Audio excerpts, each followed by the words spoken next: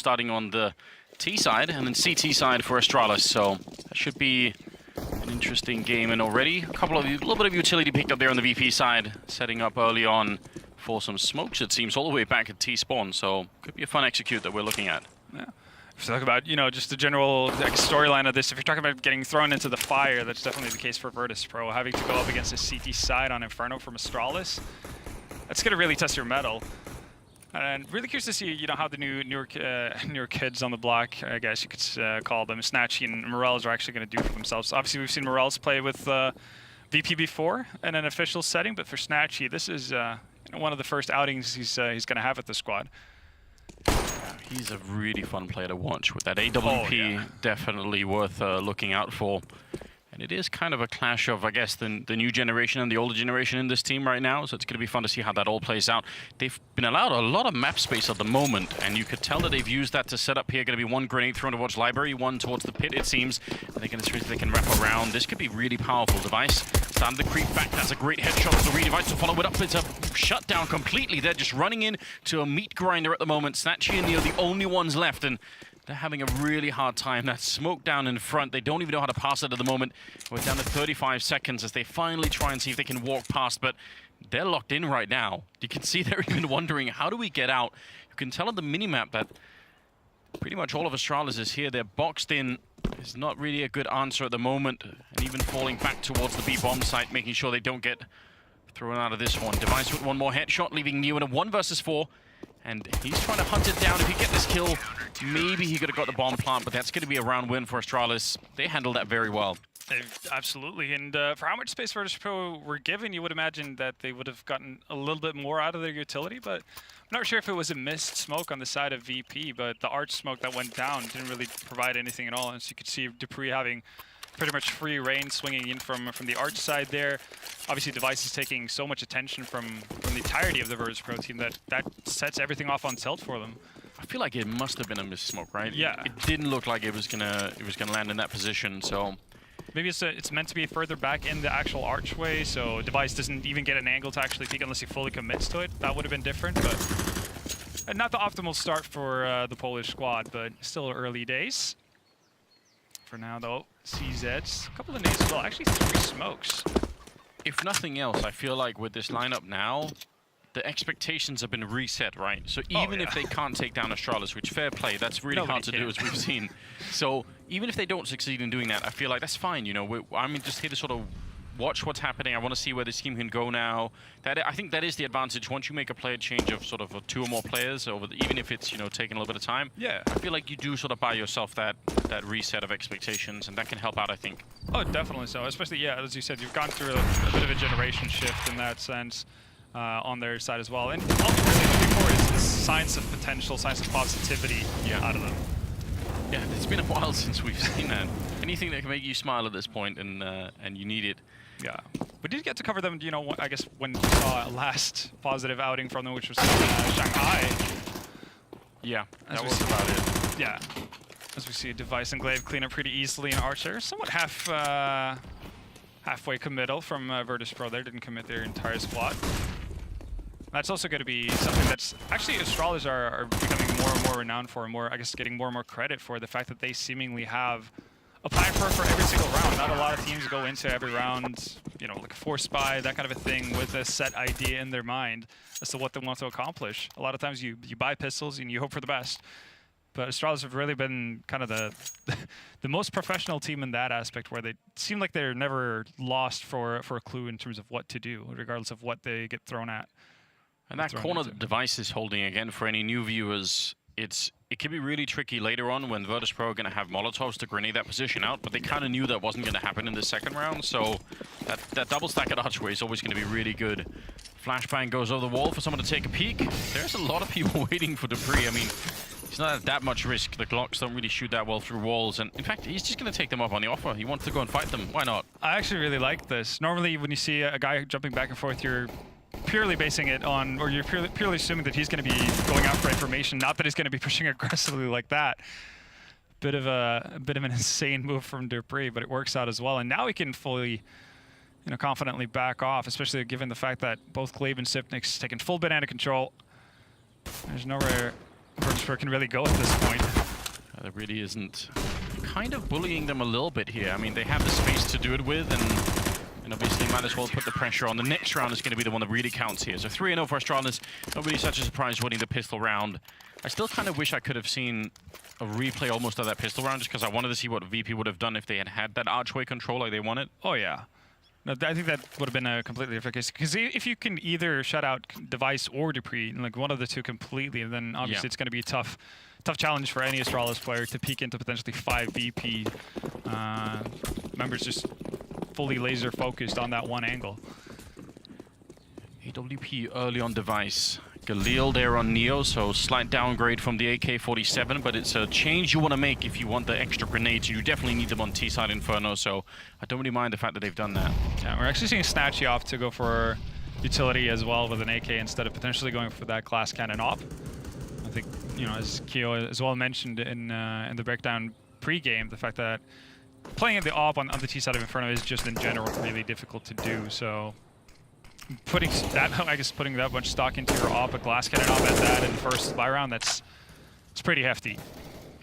They've left the AWP on Device over at Banana alone. I guess that's the luxury you get when you have someone as competent as Device playing. So now they've got 4 people at the A bomb site and 1 at B.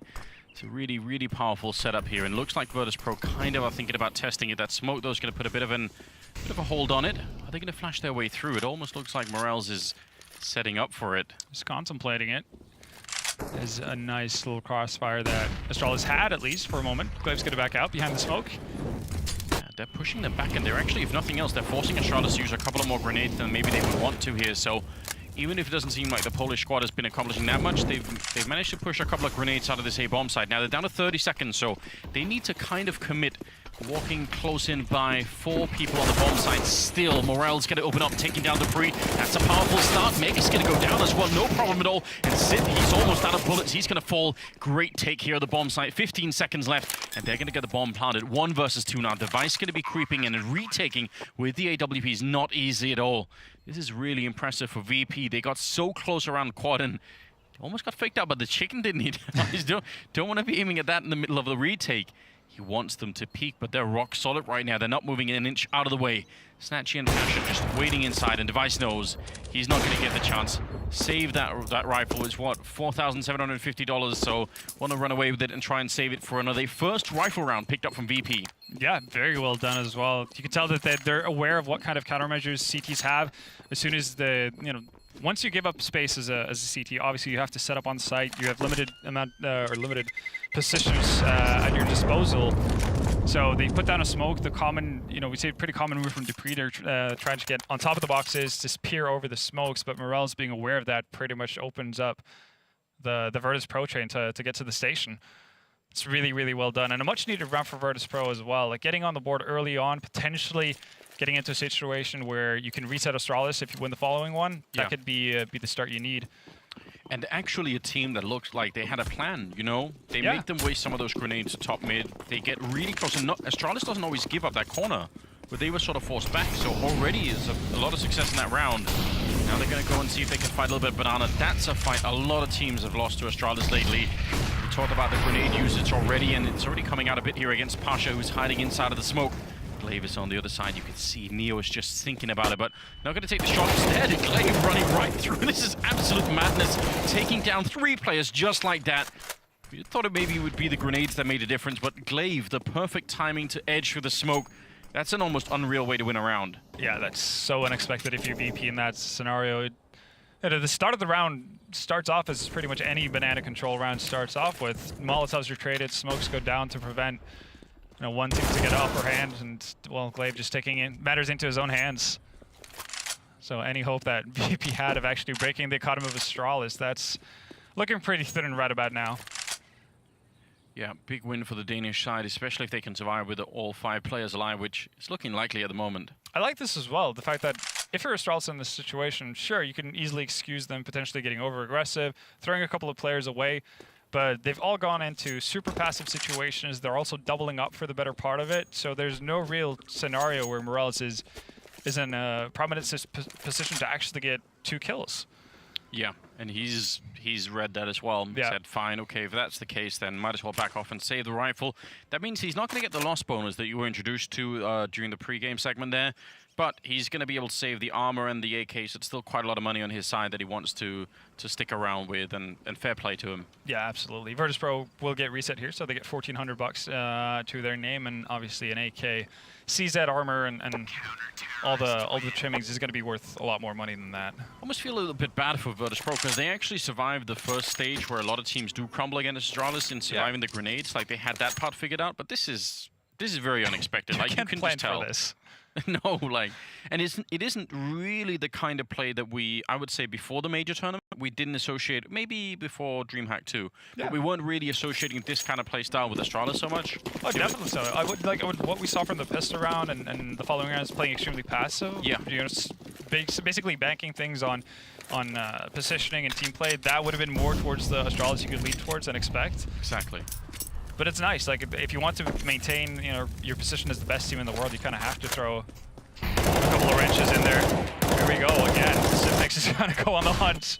Doesn't matter if he sees them or not. Still going to pick up 2 VP players. Yeah, for anyone watching who's not used to watching Counter-Strike, again, the outlines that you see through the walls is not what the players are seeing. They don't have that X-ray vision that we call it. So very hard to see too much for a smoke. You definitely can't. And he still managed to somehow track the players on the other side just right. Device with a little bit of edge offing there, taking down 2 people in Snatchy and Morales. So 5-1. And any dream of that reset, I mean, now it's quite long gone. They can buy for a couple of rounds here. Even if they lose now, Astralis, they're still in a good spot. Yeah, doing such a good job of keeping players alive.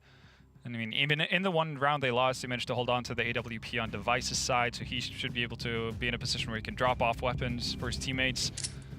Again, Astralis has been the team. If you ever want to look at how to play CS from a theoretical standpoint, they do everything by the book in that sense. They play the percentages, they don't take unnecessary risks, and most of the time it works out pretty well for themselves. Like, you can just look back in London, you know, less than a week ago, what happened there. I mean, it was mental as well, because the playoffs were looking like they were going to be some of the best games that we've seen for a while, right? Perfect matchups. Playing phase in the first quarterfinals, that should be an amazing. Like, that matchup has been so many finals in the past. Liquid then. Liquid follows up. And now Navi at the end. Yeah, I mean, you can't talk about Astralis having an easy road to that major championships, but they made it seem pretty easy. Yeah, it looked that way, didn't it? So, I mean, that's kind of the story of this team in this tournament here in Istanbul as well. They're in a position where nobody has the answer right now. Nobody really knows how to shut this team down, and it'd be fun to see if one of these teams, especially one of the reformed ones, could come up with an answer. This aggression is, I'm really loving this from Astralis. Like, even though they're doing it versus ecos, mainly, we've seen it twice now, first from Dupree and now obviously from Magisk as well, is the fact that it doesn't give VP any sort of breathing room. We see some teams, they decide to, instead of using a tactical timeout early on, they'll use an eco to talk things through, to get a feel for what is a default setup for Astralis. But Astralis is just throwing that all out of the window, really, by just pushing aggressively and keeping Virtus.pro constantly under pressure. Yeah, and if you upgrade a Deagle in one of those rounds like the last one, you would like to get something done. Yeah, like, you know, a fight that you could take on your own terms, and then that would be cool. By the way, definitely go check out those Blast Pro cards over at epics.gg. That's really cool. Get the holographic ones as well. It's not bad at all. We're leading into round number 8, and it's going to be another chance here for VP to show us what they got the rifles. Now, they are running into way more grenades on the Astralis side this time than they were in the first rifle round, and that's a potential problem that they're going to have to try and solve once again. They're not going to fight for Banana early on. Do you blame them, VP? It didn't pan out too well, but they're going to have to go up against Device in middles, which is not seemingly the solution either. But if you're VP, again, I think they're also very mindful of what you mentioned, the fact that they don't actually have the utility to do a similar kind of trade that we saw in the first buy round. Because of Astralis' limited economy at that point, they could actually go back and forth with Molotovs and smokes and eventually pinch in on the site. That's not going to be the case anymore. Especially with one player down now. see might though. be really well timed. It does land on Snatchy and Neo. They're not going to be happy about that. Glaive just making it back around the corner. Now, if he went down, there was going to be nobody else there to defend. But you see the smoke put up behind him, and he's gambling that no one is going to be crazy enough to follow him through. He's right about that. And so another player's come over as well. Device now, Sip as well. A lot of people there. And Meg is going to shut down 2 people. That's a bit too much to handle. Yeah, right now it's just... They're not going to be doing one way, they're going to do it in a different way. And you can see Astralis are very proactive about how they use their setups as well. First buy round it was Device set as the sole defender of that bomb site. This time it was Glaive. They have protocols and things set up for each and every scenario. Bomb Punk's going to go down for Virtus.pro, so that's at least some added money to their round loss bonus. Yeah. So it's a little bit of a positive, but again, the entire round gets again shut down by the fact that Astralis are relentlessly aggressive. Starts off with Device continuously peeking down mid, actually finding a pick onto Mihu. Then Magisk obviously following that up with the aggression into Apps. And it seems like the second Astralis get a whiff of what's happening on the VP side, they're willing to try to exploit that as much as possible on the opposite side. Hold on. Did they save the AWP in that bomb site? Am I taking crazy pills, Van? No, I think Sibnix was able to hold on to Device's op before he defused. I feel like Device bought one. Maybe I'm just making things up. Listen, There's plenty of money, regardless, on the side of Astralis. They do have a lot. Yeah, sitting on roughly 13k. Magisk is above 10k as well. Sibnix just on the brink, so... Yeah, the money is a huge problem right now that Virtus.pro are struggling against, and it's not just because if they win another round here, they're gonna have to make them back to back. Like they have to win 2 or 3 rounds in a row to start to really put the pressure back on the Danish side. So definitely an uphill struggle at the moment. They've got a couple here, and there's a guy in mid. I'm guessing Neo's probably gonna flash them in from apartments. He's got 2 flashbangs. This can work. Yeah, it seems like it. I'm curious if VP are going to drop down the smoke that we've seen. You know, initially, SK popularized with bolts and apps. Yeah. The one that lands at the edge of the apartments. Well, Snatchy, so they're going to be throwing flashbangs essentially from mid and second mid. Yeah. Going to be a lot of grenades raining over this building in a couple of seconds. They're just waiting right now for that smoke and apps to go away. Let's see if Magus is going to get caught. That's going to be, I think, the first challenge. If they can get rid of him, this might actually work. Look at Astralis' setup, though. Nobody towards Arch side. It's like they know. Yeah, they do have a great triangular setup here. So, I mean, 1 flashbang isn't going to be enough. There's the double smoke towards Pit. And now the flashbang comes over the wall. Magus, he's unflashed by this time. They make their way through, and it's a beautiful double setup for him. Dupree ducking under, and Device taking down Snatchy. They had the idea, and you're right, the setup great to counter that kind of play. Neo shooting one in the back, but that's a good turnaround, and it's going to be now Astralis on fire. That's winning 5 in a row to put them like that. See if Virtus.pro can extinguish it a little bit later on. Yeah, no, they'll definitely have to. They're going to have any shot at coming back into this, but that's the kind of situation where I actually don't have an answer as to why Astralis are so keen to stack up towards that quad side. Again, they're being very fluid with how they're doing or how they're going about their CT setups, but there weren't any real tells in terms of sound cues and that kind of a thing from VP's side that would necessarily lead Astralis to know that they were banking that heavily on apps. But obviously it works out brilliantly for the Danes. It's very frustrating if you're trying to in-game lead for Virtus.pro and you think, well, one round they had 2 at Arch, and the next round it's all stacked towards the Pit and quad side, and now it's, you know, 2 back at Banana, but later on it could be 1 and then 4 at A. Like, it's very hard to get all the information and figure out what's going on. Especially because Astralis have done such a good job. Right now we're seeing a tower in Banana here with Sivnix and Device, but the fact that Astralis have also been... nice shot there, wins out the deal with Snatchy. The fact that Astralis have been so, you know, happy to actually just leave Device or Glaive as a sole defender makes it really tough for Virtus.pro to ever know what's going on. It's perfect timing. It's a beautiful shot from Neo, but Mihu taking out Magus as well. He's got a grenade out. A position in the graveyard from Dupree is very powerful indeed. And now Device has snuck up behind, so 2 on 3, but they're again weirdly boxed in. How do they get out from this position? Dupree's turning his back, and he's going to go down. Somehow he wasn't ready for it. It's a good double kill for Neo. Might have actually given them a chance here. The bomb making its way onto the side. It's going to be planted as well now. 2 on 2. Grenade, smoke, and a full-out flashbang. They want to make sure they buy as much time as possible. Morales has got 1 left as well, but this is a must-win round for Virtus.pro. If they want a chance of getting back here on Inferno, it's going to have to start right now. Device banking one grenade off the wall. Gonna try and set up for another one for Sip to come in from the other direction. You could tell Astralis just communicating. How do they make this one work? Sip gonna get one headshot. It's all on Neo. He's in the corner and he's gonna be going down. They have the time with the kit as well. Very close at the end there, but Virtus.pro not able to really hold that after plant. That's now 9-1. Really tough when you get botched in on the bomb set there, like Virtus.pro that didn't really have the time because of the rotation from Sipnix initially.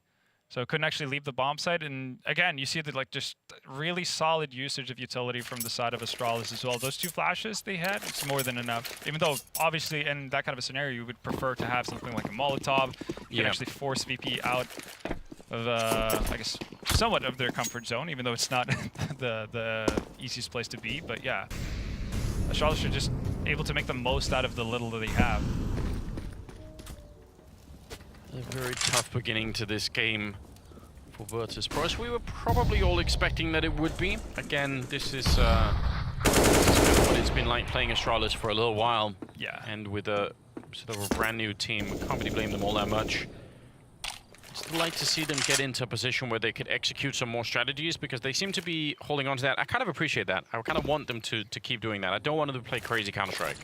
Yeah, no, I don't think that's going to benefit them too much. If there's one team that knows how to, even though as passive as we can see Astralis play on their CT side, they're very, very go for the throat in their mentality and approach on their T sides. They know how to play a high tempo. But finally, we see a bit of a positive trade coming out from VP here. Pasha barely taking damage, still being able to find Device through the smoke. Go for that boost. Pasha creeping in. That's a brilliant headshot, taking down Sip. And there's a 3rd player in there again. That must be so frustrating. It's unlikely. Still, they know what the last 2 are. I mean, they can do that kind of math, no problem. So 35 seconds. They're essentially playing a 2-on-4 on this side of the map for the next 5 seconds. But already, Glaive is just saying, I'm just going to gamble it all on the fact that no one is going to be here and rush straight to the site. So now it is a 3-on-4. Glaive already spotting a couple of people. They line up and he takes both of them down. An absolute disaster. The bomb is down as well. Finally, Glaive is gone, but it doesn't even matter. 15 seconds. Morels, what could he do? He can't even make it to the B-bomb side on time. This is a heartbreaking way to lose a round right now if you're on the VP side. They had that lineup. They had the right idea. They got all the information, but that lineup of 2 players at the end for Glaive, so triple kill for him in the round. That's a lot of impact. That's a ton of impact. And just how aware Astralis are of the situation. Like, they've been happy to have just a solo player towards that B bomb side initially to stack up with 4 players towards A. And the second VP actually break through, even though it's in pretty quick succession as well. Glaive has already gotten into a position where he's on the stairs of B. I think if you're Pasha and pretty much every other Counter-Strike player on Earth, you'd imagine that any sort of rotation after that second frag would at best be around the main entrance towards the pool. Yeah. Maybe has started to make his way towards ruins, but there's no way you should be on the stairs. Glaive is feeling it right now. Yeah, they really are. I mean, this is another problem, obviously, that when they're feeling the game this much and everything seemingly seems to be working, like even when it's looking scary, they bring it back anyway. They start to do stuff like this where they just sort of run down, no problem. Yeah, they feel that way, don't they? It's what we saw, you know, especially the 2015 version of Fnatic do a whole lot, and it works especially well on a map like Inferno. Play this bully style, really brand of Counter-Strike. They are certainly bullying them at the moment. Outrageous performance here from Astralis yet again. 11-1 is the scoreline here in the first half. Glaive is 13-5, Megi's 13-4. Device 12-2. Yeah, and everybody's getting in on the fun, except for Dupree. He's being left out a little bit. Only 7 frags. Yeah, 7-2. So it's just a modest 3.5 rating there. And that's the downside of playing that graveyard position. You kind of have to wait till people to commit to the bomb site, and most of the time, Virtus.pro haven't gotten that far.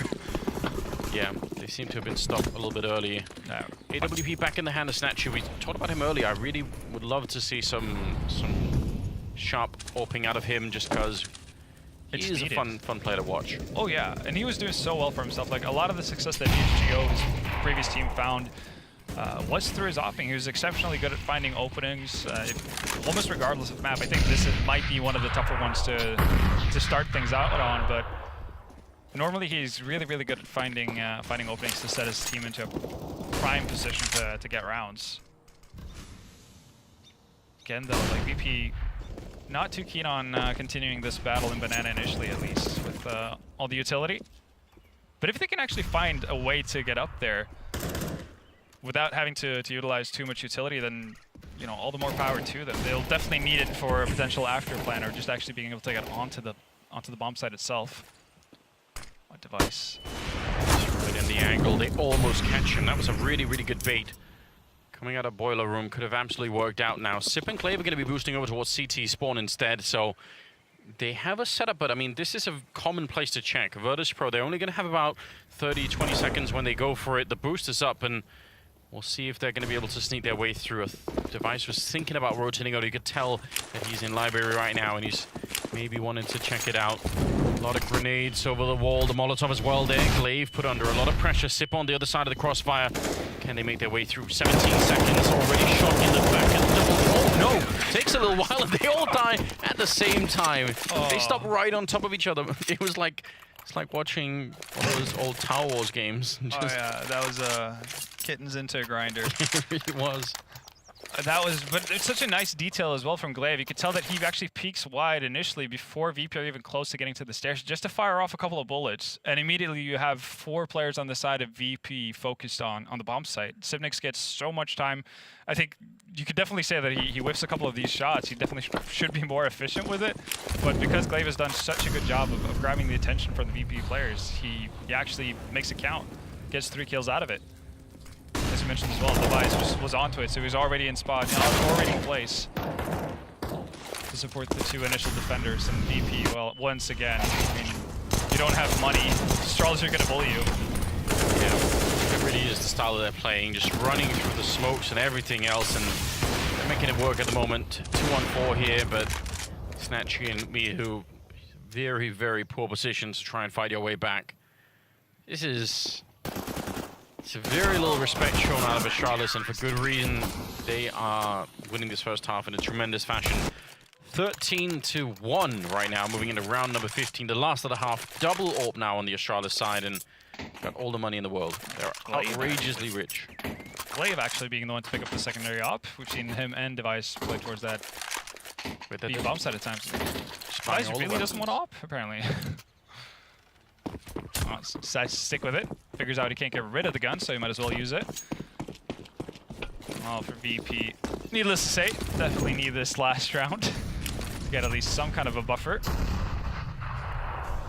Alrighty though, aggressive moves from Astralis. That's about as aggressive as Dupree has been for the better part of this half, outside of the first anti-ecos. Throws a nade to do a little bit of chip damage onto Morels. It's a bit of a different scenario, though. If you're BP, you've actually gotten banana control without necessarily fighting too hard for it. Yeah. And in a round where you have limited grenades, that's probably good news all across the board. Although now Dupree started to sneak this way, so is that banana control going to lure you into a false sense of attacking the B-bomb site? That is the scary part. And right now, if you're Virtus.pro, you don't really have a good read on what Astralis are doing either, because they've thrown everything at you to this point. We've seen Glaive defend it, you know, as a solo player with the same kind of a smoke. This time Glaive's over towards Arch. It's just impossible to get a read. The only constant really with Astralis' defense is the fact that Magisk is holding apps. Yeah. So what are you to make of this? If you're thinking game leader or Virtus.pro right now, it's just you have to enter that beautiful mind state, become Russell Crowe and figure it out. But it's extremely tough.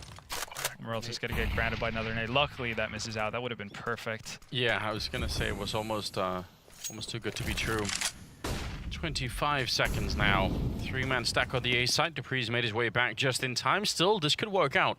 One good entry kill for VP, and maybe they could find a way to break through. They'll be wrapping around very quickly. Dupree's going to pick up the first one. Good crossfire here, but Snatchy's going to open it right up. Double kill, taking down Dupree and Megas. That's a beautiful way to enter the site, and that's a good shot from Glaive. Me, who just wanted to see if there was anyone by library. Indeed, there was. Pasha and Snatchy now. Again, the positions are not exactly great here. If Pasha goes down, Snatchy's going to be completely surrounded. He's proactive, though, getting a headshot. Pasha as well, taking down Glaive, and it's looking much better right now. It's Sip now in a 1 versus 2, creeping on in, and he's going to be going down. Snatchy with a quad kill, and Virtus.pro pick up a second round right at the end of the half. Better late than never. Better late than never. And it did happen in a pretty similar fashion as to what we saw from them the first time around. They picked up a round. Again, it's a quad side wrap. Yeah. After they've actually been given quite a bit of real estate, both in mid at first and then initially towards mid as well.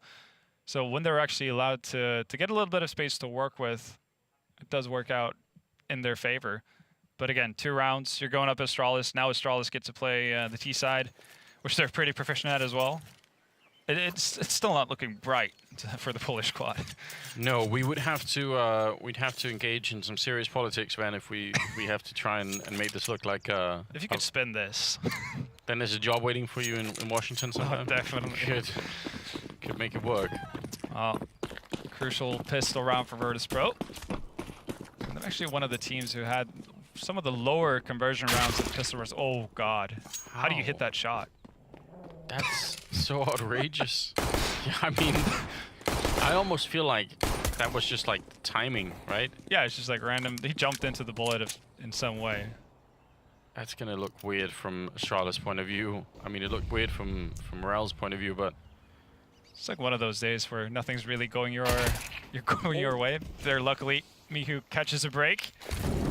Molotov, though, he has to move immediately. Kanchimus is jumping out. Mihu hitting one more headshot. He's feeling it right now with this USP. You could tell he wants another chance. Can he make it happen? 3rd kill. He's looking for a thought. Not even reloading. Just wanted to see if he could get that quad kill. Not quite going to happen. Still a 2-on-3 here. And no bomb plan yet. Megis, that is a nice strafe shot.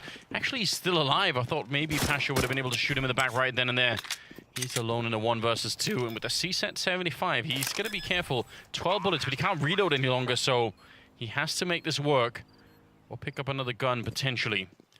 He's in crossfire, jumping through, and it's not going to work out. Somehow, Astralis end up winning it, and, you know, up until this, it was looking bad. Now it's somehow got worse. Somehow, some way, Astralis finds a way to put salt in your wounds. Yeah. That's the scenario. Miko obviously does a splendid job of finding 3 players on the side of Astralis there to bring them back into the round, but it seems like Virtus.pro are unnecessarily rushed into actually attempting a retake there. There's no bomb down. You haven't really settled in terms of knowing where Astralis are fully. You know their pit area, but that's still a pretty advantageous situation to be in if you're Astralis. So you can put into question why Virtus.pro were so adamant about actually pushing into the side. Seems a bit odd to me, but then again, I mean, I guess following logic hasn't worked for them so far, so maybe they have to throw caution to the wind. Yeah, and it could be like a symptom of the stress, right? Just knowing that, come on, we need something to go our way. This is a great retake of mid. Love seeing this kind of thing, but as they're doing it or falling back from what was actually a successful fight, they're going to be jumped by, what, 2 or 3 people coming out of apps behind them. That's kind of hard to deal with. The bomb will be going down, so let's say very, very, very slim chance of a retake here. If you could maybe get a kill like in the next 5 seconds, then you know you could start to think about it, but otherwise not. Yeah, and there's actually like a significant amount of investment on the side of VP as well. So actually throwing yourself into the gauntlet's not necessarily going to be worthwhile either. Pasha and Morels both with Kevlar. Pasha actually with a helmet as well. The CZ's invested. UMP can come in handy into going into next round. Neo's really the only one who doesn't stand much to lose from going down in this scenario. But even he's going to play cautiously. But man, this is pretty brutal. It definitely is, and I mean, sometimes we say, well, you know, if they could have got onto a different map, maybe it would have been different. I mean, I'm not 100% sure. I feel like that's the other hard part of playing Astralis right now. Yeah, I mean, Astralis have done this to other teams as well. I mean, we saw what they did to MIBR on Dust 2, right?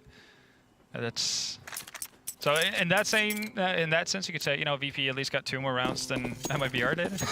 But there's a positive we all like thinking back on. That was really hard, wasn't it? It was. But again, it's just that's how good Astralis are right now.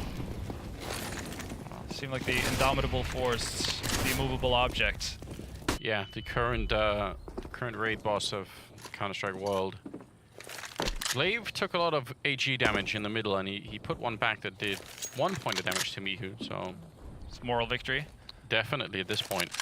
And the auto shotgun's out on Pasha, so we've got just a lot of diversity in weaponry over at the VP side. And he's actually playing it towards the arch side. Normally when you see that kind of a weapon, again, like if you let someone go by him in that arch side, that weapon serves zero purpose. I would have been more expected of him either playing close up towards B or potentially towards the apartments. Yeah.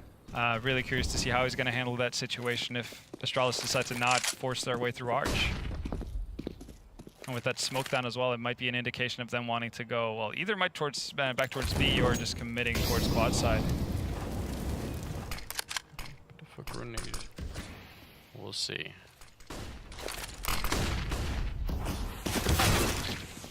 Good shot there from Morels. Taking down Sip. Instant headshot with a UMP. Now Meg is trying to push his way through. Standing in the fire and also with a flashbang in his eyes. You can't see a single thing, and Snatchy will eventually take him down. Pasha running up behind with the auto shotgun. He's ready to clean them up. Big double, great triple. Taking down Glaive at the end. That's so wonderful. You could tell that was almost a little bit personal, wasn't it? He was like the Terminator just walking in there. Yeah, that was just like full-on conviction mode right there, never stopping. Also nets him a pretty hefty kill bonus for that round too. It's a lot of money for Pasha going into that. He's gonna have what? Yeah, 5,200 after buying. Yeah, that's not bad at all. Starting to make a little bit of money. It's much needed. Yeah, I feel like I just want to see what they can do now, CT side on this map, right? It should be fun to see them actually get a chance to play the game. Right now, well, definitely taking their chances, moving back and forth and constantly repicking towards Magic. Instead, it's going to be me who going aggressive. I'll take that trade if I'm VP at that point. You trade pretty much a UMP for an AK. Obviously, there is that advantage of playing the T side 4 versus 4. You obviously have to spread your defenses a little bit thinner, but I don't think he would have gotten anything more out of it by just standing passively with sandbags. And I think it was that went too late to actually move out, but wow, Dupree. Yeah, it's a ridiculous shot. It's close range with the Deagle. Could get a bit tricky if you miss that first one. And Neo almost going down. Sip knows it as well. Waiting for the smoke and just perfect time. Snatchy wants to recover it. This isn't really Snatchy's fault. I mean, he almost has to do something to try and get them back in the round. It's 15-3, so you know that there's almost no wrong answer at that point in time. Morels 1 versus 4 here, and Astralis even losing the first player. They seem to slide right back into the round. So this is just a really, really good job. And honestly, just they look like they were never gonna be even close to losing this map. Yeah, no, they were never really threatened. You had a slight hope that maybe Virtus.pro would be able to show you a little bit more on their CT side at least to see if they had something prepared. But no, it's just been a demolition from start to finish here from the Danish squad. Yeah, absolutely. Dupree to take down the last one. 16-3 as Astralis win the first map here at Virtus.pro in Istanbul. And